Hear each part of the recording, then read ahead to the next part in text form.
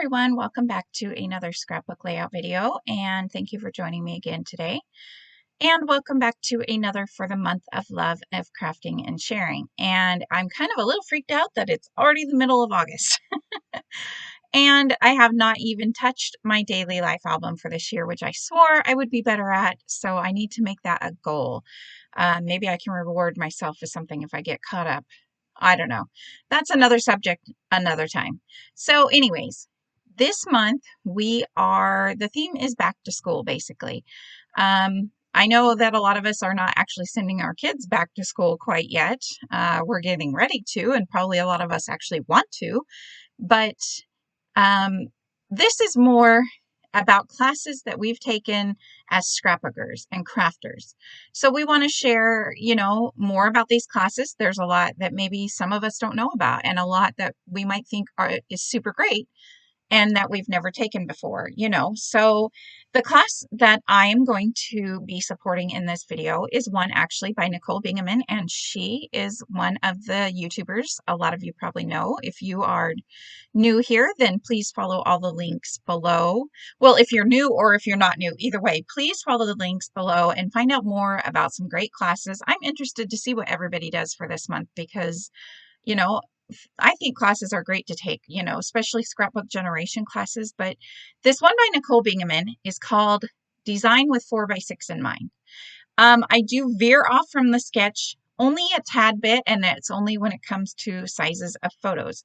But I love this because she makes her own sketches in the group, and I'm not going to show the sketches. Again, it's paid content, anything like that. I am going off of lesson number 2, which has a sketch, and you can print up the sketches for each lesson. I believe there's 10.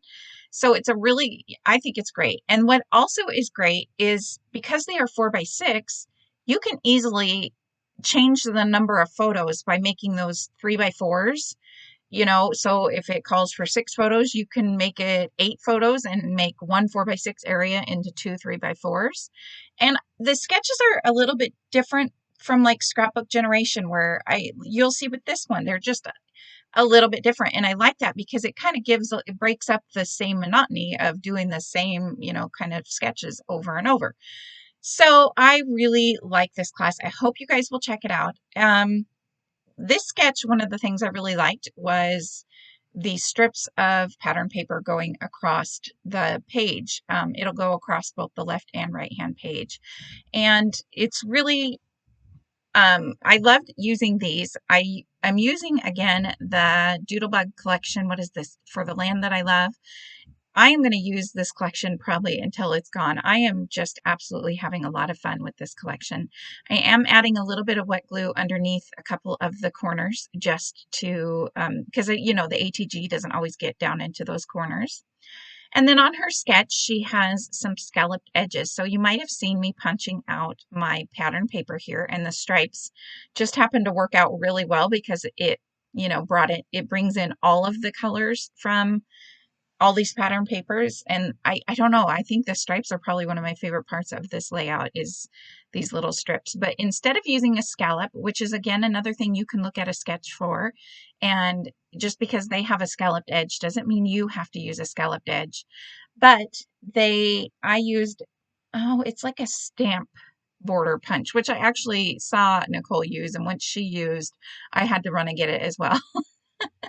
So I found one. I do not know the name of it. If you guys really want to know, I can try to help you. I had trouble finding it. I think I finally found it on eBay.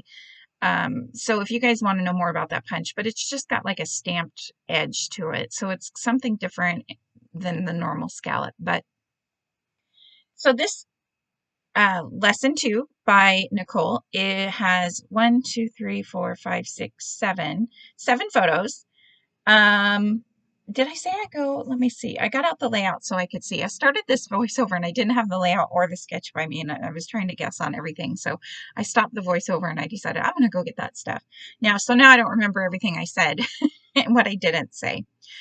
I'm working on the right-hand side, and I really like the way these papers layered up. And the good thing is, after you see where I put the photos down, you can I probably wouldn't have even had to use up all that paper because some of it's going to get covered up by photos. So if you have less paper, you'll see what I'm talking about towards the end of the layout. But if you don't have as much paper, then you can just kind of make it work with scraps. So anyways, you'll see that. I'll talk more about that.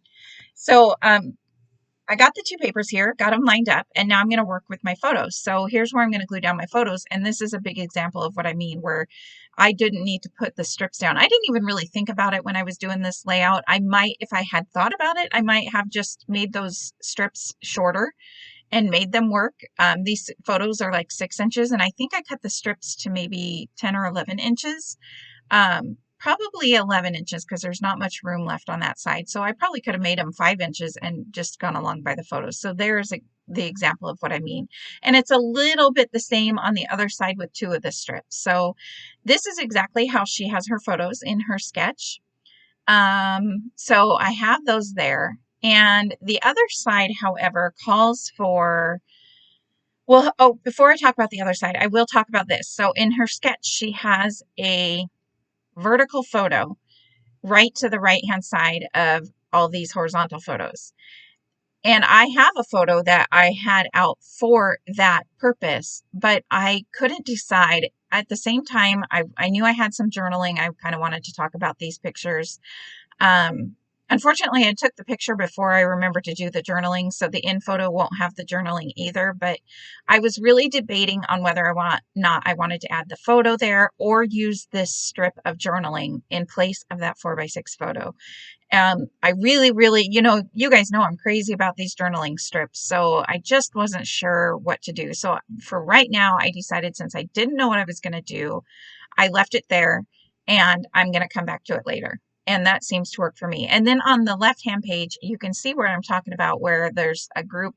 This is where she actually had 2 4x6 photos, but mine were the wrong direction, so I cut them to be 4x4s. But I really like it. Like I said, you can make the 4x6s into any different size or whatever you wanted.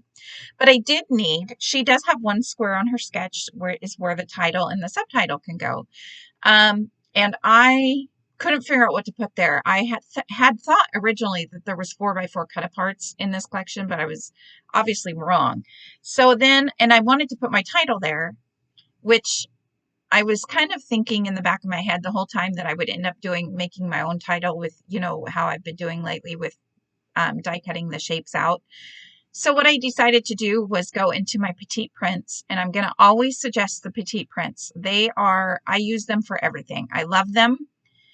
They're so useful. And here's another great example. So that's actually not a piece of white cardstock. That has like a really tiny polka dot print to it. And it coordinates with this collection. All of the petite prints coordinate with all of their collections. I mean, like the brown might not go with the blues, as well, but I think you get what I'm saying. So I put that square there, and I'm still going back and forth with this side. So again, I think at this point I was going to leave it there. I'm going to try the banner. You guys know me. I'm trying it. I couldn't get it to work. And then this photo. So here's the photo that I have. And the reason why I was not so sure, because it's pretty much the same photo as the row of 3, the one at the bottom. So I went back and forth, but I kind of just really liked the way the photo looked there better than the journaling box. And so I finally just gave up and decided to do it. I tried to use that scrap. I did want to mount it so it would stand out just a little bit, but I tried to use that scrap of the petite prints, but it was a little too small. So I pulled out this same petite print one. I think it's the same. It might be a little bit different of a pattern. Unfortunately, it's too small right now to see. I could have probably used white cardstock here, but I didn't care. I had the petite prints there, so I was going to use those. And then I'm going to pop it up, which she does on her sketch, actually have it with a frame and popped up and then journaling below, which is exactly what I'm going to do. Again, I apologize that in the in photo, you will not see the journaling, but I'm going to pause here, or the video is going to kind of flip here, and you're going to come back and see that I have already gotten my title down. What I really like, again, I'm going to totally stress about how much I love these alphabet dies, and this is an excellent reason why. you can see I made the word fireworks. So I've used up all the word fireworks that came with this collection, and I wanted to make my own. I could have dug in my thickers, but I didn't really, I don't know. I was just I was on a video chat with friends actually while I worked on this layout, and I decided that I pulled my dies down just to see what I had. And when I saw these skinny ones, which I will try to link below, I do not remember the name or whoever had these, but I will try to find some and link them below if you're interested. But they're perfect. Look at that huge word fireworks. It's totally fits in there perfectly. So, and then I was actually able to use some of those circle stickers, which I totally suck at. And again, I'm going to shout out Nicole Bingaman because she is excellent at using those stickers and makes them look good every time. And I always, or I never can seem to make those look good. But so I love the way the title turned out. Ready for fireworks is what it says. Pretty generic. I don't care. I liked the making the letters. And I will have one of the close-up photos at the end is kind of a close-up so that you can see. So when I made those letters, I did the faux chipboard technique, and I did 3 layers of just white cardstock scraps. And the cool thing with those tiny skinny letters is that I used some really thin white cardstock scraps that I have sitting up here by my desk for just random little things. But since those letters are so skinny, I got to use a bunch of them up for those letters. So that was pretty cool too. So what I did was 3 layers of cardstock underneath, and then I took one of the pattern papers, and I think I went mostly with the small 6x6 scraps that I had as well for those letters. And I first originally had them kind of in a pattern, you know, blue, red, light blue, blue, red, light blue, until I realized fireworks has 2 R's in it. So I had to go back and recut another R. And that screwed up the pattern, but I'm okay with it. It's probably more light blue letters than I probably would have originally went for, but I'm okay with that. I really, again, I'm just super happy with the way it looks. And you can't tell in the video, but there really is enough dimension to those letters that it looks good. It looks really good in person. And here I am messing with that darn foam tape again.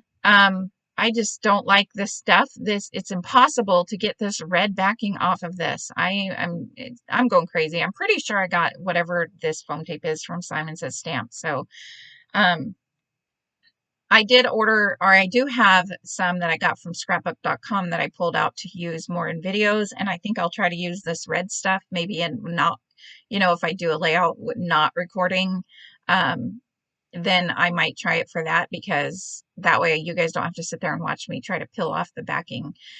Now this layout, I had a lot of fun with. In fact, I was having so much fun with it that I kept wanting to play with the clusters. I didn't want to stop playing with the clusters. So you're going to see me pulling some things out and just playing around. And I even cut out part of the end of the video where I literally pull off some balloons from the die cut sheet and tried to add balloons. I just wanted to play more with the clusters. But they don't need them. I feel like everything I tried was just not what I was looking for. And so, but I didn't want to stop. I'm sure. I hope that makes sense. I did add one of those epoxy enamel sprinkles stars into each of the firework shapes that are there.